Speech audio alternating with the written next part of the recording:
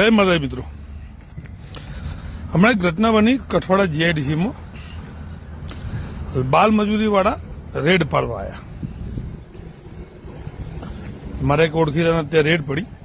એક 16-17 વર્ષનો છોકરો હતો, કામ કરતો હતો. પેલા કઈ વાતને સાંભળવા તૈયાર જ નહીં. મને કોલ કર્યો એમને, એટલે મેં કીધું ભાઈ જે હોય એમને આપ.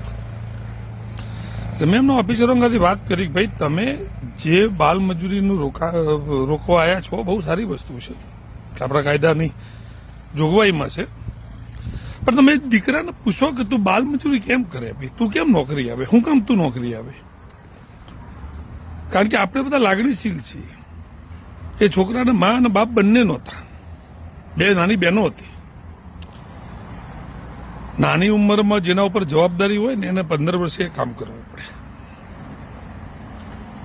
એવા અસંખ્ય છોકરાઓ છે કે જેમના બાપનો સાયો જેના માથા ઉપરથી વહેલા હાર નીકળી ગયો હોય ને એને નાની ઉંમરમાં જવાન થઈ જવું પડે. 15 વર્ષે તો ઘરની જવાબદારી ઉપાડી લે એવડો દીકરો થઈ જાય. અને જયારે કોઈ પણ કંપની વાળો પણ આ સાંભળે ને કે મા બાપ નહીં એટલે ગમે તે કામ આપી દે.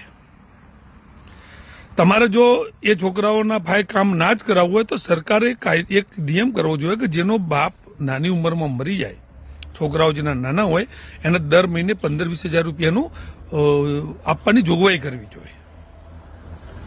ભાઈ જેના ઘરમાં 17 વર્ષથી નાના બાળકો હોય કે 18 વર્ષથી નાના બાળકો હોય એવાનો બાપ અગર મરી ગયો છે તો એ લોકોને દર મહિને એમનું ઘર ચાલે એટલું સરકારે આપવું જોઈએ. તમે કામ કરવાની ના પાડો છો તો એ ભીખ માગી ના ખાય, બરોબર? એટલે એ તમે કોઈ પણ ના ત્યાં રેડ પાડો તો પેલા બાળકની પોઝિશન પૂછો કે ભાઈ તું આ ઉંમરે કેમ કામ કરવા એવા માંડ્યો. અને સરકારને પણ એક તમે હે ને જણાવો, આવેદન આપો ભાઈ કે સાહેબ આ દીકરાઓના બાપ નહીં હોતા, પરિવારની જવાબદારી એમના ઉપર હોય છે, તો એમના માટે સરકારે કંઈક કરવું જોઈએ. આ સરકારની જવાબદારી છે. સરકારે પોતાની જવાબદારી તો ઉપાડવી નહીં, હવે દીકરો ઘરની જવાબદારી ઉપાડે તમને તકલીફ પડે છે.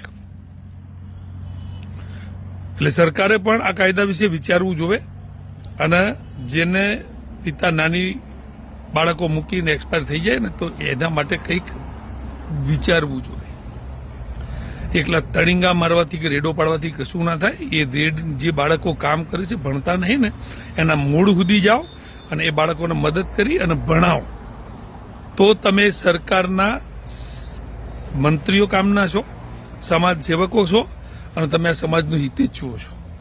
બાકી જેનું જે થવું હોય થાય, તું કામ કેમ કરે છે એ કામ તમારે ખાલી એટલા માટે જ રોકવું છે કે એ શેઠિયા પાસેથી કંઈક પૈસાની જોગવાઈ થાય, કંઈક મળે ખાવા. જય માતાજી, જય ભવાની.